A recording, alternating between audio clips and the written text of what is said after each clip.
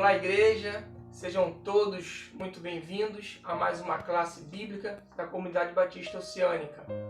Hoje nós vamos dar continuidade ao estudo de 1 Coríntios, onde nós vamos abordar o capítulo 7, do versículo 1 ao versículo 11, acerca do casamento. E falando em casamento, eu sou o Anderson da Viviane. E eu sou a Viviane do Anderson. E juntos estaremos com vocês aqui fazendo esse estudo. Mas antes de nós iniciarmos o estudo de hoje, gente, eu queria convidar a vocês a estarem orando aqui conosco, para Deus estar conduzindo todo esse estudo, conduzindo essa palavra, e que essa palavra realmente venha trazer discernimento e sabedoria para nossas vidas como casal. Amém? Vamos orar. Senhor Deus, primeiramente, Pai, muito obrigada pelo dom da vida, por essa oportunidade de estarmos aqui, Pai, estudando a Sua palavra, nos aprofundando nos Seus ensinamentos, Pai. Que o Senhor possa conduzir todo esse estudo, Pai, para que Ele toque o coração de quem está precisando ouvir, de quem está com dúvida e, principalmente, Pai, coloque no coração daqueles que ainda não entendem que todas as respostas estão na Sua palavra, Pai. Que aqui tem resposta para tudo, para o casamento, para o trato com os filhos, com a sociedade, com os amigos, que aqui eles podem encontrar todas as respostas que precisam, Pai. É o que te pedimos e te clamamos em nome de Jesus. Amém. Amém, Deus. Gente, agora vamos fazer a leitura da Bíblia. Eu vou estar usando aqui hoje a versão NVI, mas você na sua casa fique à vontade para usar outra versão, tá ok? A minha esposa, que é minha auxiliadora, vai estar lendo com vocês o capítulo 7, do versículo 1 a 11. Vamos lá. Quanto aos assuntos sobre os quais vocês escreveram, é bom que o homem não toque em mulher, mas, por causa da imoralidade, cada um deve ter sua esposa e cada mulher o seu próprio marido. O marido deve cumprir os seus deveres conjugais para com a sua mulher e, da mesma forma, a mulher para com o seu marido. A mulher não tem autoridade sobre o seu próprio corpo, mas sim o marido. Da mesma forma, o marido não tem autoridade sobre o seu próprio corpo, mas sim a mulher.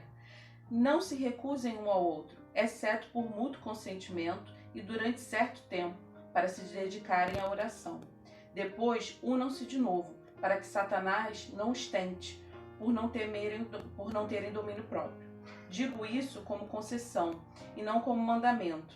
Gostaria que todos os homens fossem como eu, mas cada um tem o seu próprio dom da parte de Deus, um de um modo, outro de outro. Digo, porém, aos solteiros e às viúvas, é bom que permaneçam como eu, mas se não conseguem controlar-se, devem casar-se, pois é melhor casar-se do que ficar ardendo de desejo. Aos casados dou este mandamento, não eu, mas o Senhor, que a esposa não se separe do seu marido, mas, se o fizer, que permaneça sem se casar, ou então reconcilie-se com o seu marido, e o marido não se divorcie da sua mulher. Obrigado. Agora vamos nos despedir aqui da minha esposa, da minha auxiliadora. Obrigado por essa participação tão nobre e especial aqui, tanto na palavra quanto na minha vida. Bom, vamos dar continuidade ao nosso estudo. No versículo 1, nós já vamos descobrir que essa carta, na verdade, já não é a primeira carta de Paulo à igreja de Corinto, e sim a segunda. Como nós vimos nos capítulos anteriores, lá no capítulo 5, versículo 9, que dizia assim, ó: já lhes disse por carta que vocês não devem associar-se com pessoas imorais. Ou seja, ele já tinha enviado uma carta antes, e essa aqui que nós conhecemos como a primeira carta de Paulo à igreja de Corinto, na verdade é a segunda carta. Acredito eu que ele tenha enviado essa primeira carta, a igreja de Corinto tenha respondido para Paulo essa primeira carta, e nessa resposta a igreja deve ter colocado vários acontecimentos, que estavam havendo ali na igreja, inclusive com muitas perguntas sobre casamentos e demais assuntos. E Paulo, nesse trecho aqui, gente, ele vai tratar especificamente de responder as perguntas que foram feitas para ele na carta que ele leu, que ele recebeu. Então, diz assim no versículo 1, quanto aos assuntos sobre os quais vocês escreveram, ou seja, a igreja escreveu para Paulo, e ele vai estar respondendo a partir de agora. É bom que o homem não toque em mulher. Esse toque em mulher aqui não quer dizer você tocar, você encostar numa mulher, você encostar na sua esposa ou em qualquer outra mulher. Não é isso, não é o toque. E sim, aqui quer dizer casar-se com a mulher ou ter relações sexual com a mulher. Por que eu digo isso? Naquela época, estava havendo ali uma divisão na igreja em dois grupos. O primeiro grupo era favorável que não houvesse relação sexual entre as pessoas casadas. Não eram as pessoas solteiras, não. Eram realmente entre os casais. Que entre os casais não deveria haver relação sexual, pois era pecado, né? E um outro grupo que era favorável ao celibato, o celibato compulsório, ou seja, aquele obrigatório. E Paulo ele vai responder aqui nessa carta, nesse trecho, ele vai abordar aqui, dizendo que nem uma coisa e nem outra está correta.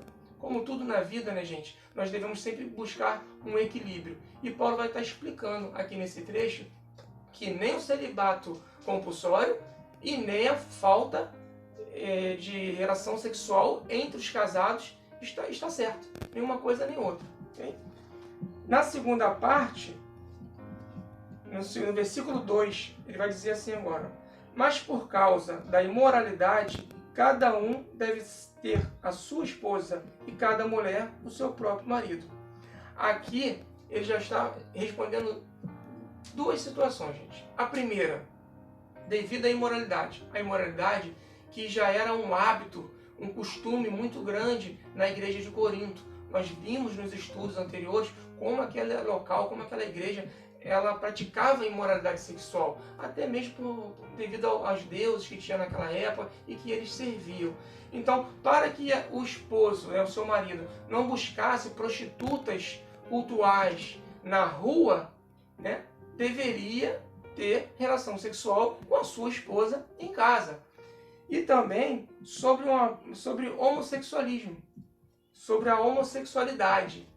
Diz aqui, ó, cada mulher deve ter o seu próprio marido e cada marido a sua própria esposa. Não está dizendo aqui que cada um deve ter o seu próprio par, seja homem ou seja mulher. Não, está dizendo que cada mulher tem o seu marido e cada marido tenha a sua esposa. Mesmo porque naquela época era um costume a homossexualidade também. Dos 15 imperadores romanos, 14 deles praticavam e eram homossexuais. Nero, por exemplo, que caçou os cristãos, perseguiu os cristãos numa perseguição sangrenta devido ao incêndio que teve em Roma, e ele culpou os cristãos por esse incêndio. Ele chegou até a casar com 2 homens publicamente. Então, para eles era algo normal. E Paulo já está aqui respondendo que não é normal. Que cada homem deve ser a sua mulher e cada mulher o seu próprio marido. Vamos adiante. No versículo 3 diz assim: o marido deve cumprir os seus deveres conjugais para com a sua mulher. E da mesma forma, a mulher para com o seu marido. Ou seja, não poderia haver ali uma discordância entre o marido e a mulher de não ter relação sexual. Ele está dizendo aqui especificamente sobre a relação sexual. Não pode haver ali aquela situação de o homem chegar em casa e falar: não, hoje não, eu estou cansado, eu trabalhei muito, eu não quero. Ou a mulher também fala assim: não, estou muito cansada, eu já arrumei a casa, fiquei com as crianças, eu trabalhei o dia inteiro, ou foi estressante meu dia, eu estou com enxaqueca. Não, se estiver fazendo isso sem que seja verdade, na verdade nós estamos pecando. Então nós não podemos ter esse tipo de comportamento entre com seu cônjuge, entre o casal. No versículo 4 diz: a mulher não tem autoridade sobre o seu próprio corpo, mas sim o marido. Da mesma forma, o marido não tem autoridade sobre o seu próprio corpo, mas sim a mulher. Como assim? É porque depois que nós casamos, gente, já não existe mais o corpo da mulher, o corpo do marido. A palavra diz o quê? Que após o casamento, nós somos uma só carne. Vamos dar uma olhadinha lá em Gênesis. Gênesis, capítulo 2, versículo 24. Diz assim, ó.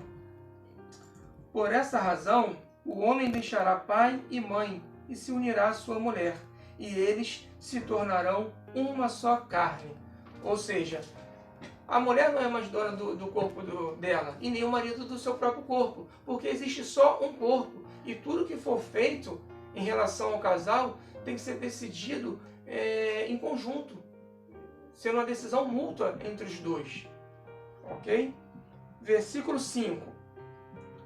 Não se recusem um ao outro, exceto por mútuo consentimento e durante certo tempo, para se dedicarem à oração. Depois, unam-se de novo, para que Satanás não os tente por não terem domínio próprio. Digo isso como concessão e não como mandamento. Foi o que eu falei. Vocês não podem negar-se um ao outro por si próprio, dizendo, eu vou ficar 30 dias, e nesses 30 dias, esposa, eu não quero ter relação sexual. E o esposo chegar para a esposa e falar assim, durante 3 meses eu não quero ter relação sexual com você. Não pode ser feito assim. Tem que ser por mútuo consentimento. E aqui a palavra nos explica que por um determinado tempo.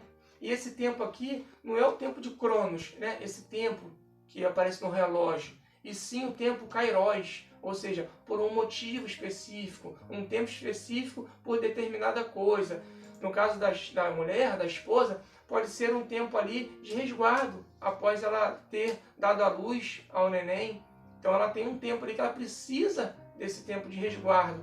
Ou pode ser por uma enfermidade. De repente o marido adquiriu alguma enfermidade e por determinado tempo ele vai estar impedido de ter relações sexuais com a sua esposa, né? Mas na palavra aqui diz o seguinte, para se dedicarem à oração, principalmente. E quando diz a oração, julgo eu que é um tempo até de jejum, porque Jesus, quando foi para o deserto, ser tentado por Satanás, diz a palavra que ele ficou ali 40 dias e 40 noites, né? Orando. Jesus sempre orava para Deus, sempre falava com o seu Pai. E quando terminou esses 40 dias, a palavra diz o quê? Que ele sentiu fome e que foi servido, né? Depois de ser tentado por Satanás, ele foi servido pelos anjos. Então, acredito eu que naquele período, ele além de estar em oração, ele estava em jejum. Então, se você decidir fazer um jejum por algum motivo específico, você converse com o seu esposo ou você converse com a sua esposa e decida ali mutuamente a esse período de jejum de oração não manterem relação sexual. Bom, gente, tá ok? Vamos dar continuidade aqui, vamos avançar um pouco. No versículo 7, diz assim, gostaria que todos os homens fossem como eu, mas cada um tem o seu próprio dom da parte de Deus, um de um modo, outro de outro. Digo, porém, aos solteiros e às viúvas, é bom que permaneçam como eu. Mas se não conseguem controlar-se, deve-se casar-se, pois é melhor casar-se do que ficarem ardendo de desejo. Vocês podem até pensar nesse momento que Paulo, ele era solteiro, mas Paulo não era solteiro. Paulo deveria ser viúvo. Eu digo isso porque vocês pegarem o livro de Atos, lá atrás, e observarem que quando Estevão foi apedrejado, Paulo estava ali observando. Paulo, ele como fariseu, ele fazia parte do Sinédrio. O que era o Sinédrio? Sinédrio era um grupo de 70 homens que decidiam sobre várias coisas naquela época, tomavam decisões naquela época, julgavam as coisas daquela época. Eram 70 homens conhecedores da lei. E para fazer parte do Sinédrio, o homem não poderia ser solteiro. Então eu digo que Paulo, por fazer parte do Sinédrio, ele era casado. Porém, nesse momento, Nessa época aqui, eu acredito que de repente Paulo era viúvo, ou divorciou-se da sua esposa. De repente ela não quis acompanhar ele em todas essas viagens, em toda a pregação do evangelho, em tudo que ele fez. E ele decidiu ali divorciar-se dela. E por isso não casou novamente. Tá? Vamos lá. E outra coisa importante que ele diz aqui é o seguinte: se você não consegue se manter em celibato, se você não consegue se manter sem ter relações sexuais, então que case. Então que cada um case. A mulher com o marido e o marido com a esposa. Para não ficarem ardendo em desejo e acabarem praticando aí imoralidade sexual. Se for antes do casamento, você vai estar praticando a fornicação, que é o sexo antes do casamento. Se for fora do casamento, é adultério. Porque você está praticando o sexo fora do seu casamento. Então você está adulterando. Para que isso não aconteça, então volto a dizer, cada um busca o seu cônjuge. A mulher casa com o seu próprio marido, o marido com sua própria esposa, e mantenham ali uma vida de casal, tendo relações sexuais, tendo uma vida normal de casal. Okay? Vamos seguir ao versículo 10 agora. Aos casados dou este mandamento, não eu, mas o Senhor, que a esposa não se separe do seu marido, mas se o fizer, que permaneça sem se casar, ou então reconcilie-se com seu marido, e o marido não se divorcie da sua mulher. Aqui, gente, é interessante que ele diz assim, ó, dou este mandamento, não eu, mas o Senhor. Por quê? Todo esse trecho aqui, quando Paulo fala que não é ele, e sim, que não é mandamento, é concessão, é uma avaliação feita por ele próprio. Mas quando ele diz, não eu, mas sim o Senhor, é que Jesus já havia falado sobre isso anteriormente. E se você for realmente lá buscar no livro de Mateus, Jesus falou sobre o divórcio lá em Mateus. E Paulo aqui vem dizendo, dou este mandamento, não eu, mas o Senhor. Porque Jesus já havia conversado com os seus discípulos anteriormente sobre o divórcio. Que a esposa não se separe do seu marido, mas se o fizer, que permaneça sem se casar, ou então se reconcilie com seu próprio marido. Ou seja, o divórcio, gente, entre o casal cristão não é permitido. Não deve acontecer. O casal que é cristão não deve divorciar-se. Agora, se não tiver jeito, se aconteceu alguma coisa que realmente precisa haver esse divórcio, eu não vou entrar aqui em detalhes sobre que tipo de coisa, mas se não houver outra saída, somente o divórcio, então que se divorcie, mas que não volte a casar-se novamente, ou se reconcilie com seu próprio marido.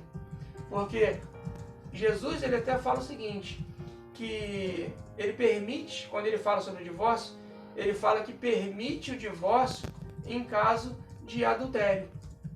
Mas ele explica bem isso, que isso foi colocado pela lei, por Moisés, para proteger a mulher quando o povo saiu do Egito, que estava no deserto. Porque senão, imaginem vocês, o marido casa-se ali com a mulher, de repente ele acorda de manhã, olha para sua esposa e não quer mais. E aí se divorcia dela e arruma outra. Depois enjoa, não gosta mais, divorcia-se e arruma outra. Então, para haver essa proteção ao casamento e à mulher, ele estipulou como lei que só poderia haver o divórcio se houvesse realmente o adultério. Mas se você for lá no início da Bíblia, se você for lá no início, em Gênesis, lá não fala sobre isso. Lá diz que o homem e a mulher tornaram-se uma só carne. E não é permitido ali o divórcio. Ok, gente? E da mesma forma o marido, que o marido não deve divorciar-se da sua esposa. O divórcio, gente, ele não foi feito para o casal cristão. Tá bom? É claro que não existe o marido perfeito, não existe a esposa perfeita. Dentro do casamento vai haver brigas, vai haver desavenças, pode haver ali uma falta de entendimento, mas tem que sentar, tem que conversar e tem que se manter casado, ok? Nós temos que ter na mente o seguinte, que o único marido perfeito é Jesus. O único casamento perfeito é Jesus com sua igreja. E nós, como a igreja de Cristo, que somos a noiva de Cristo.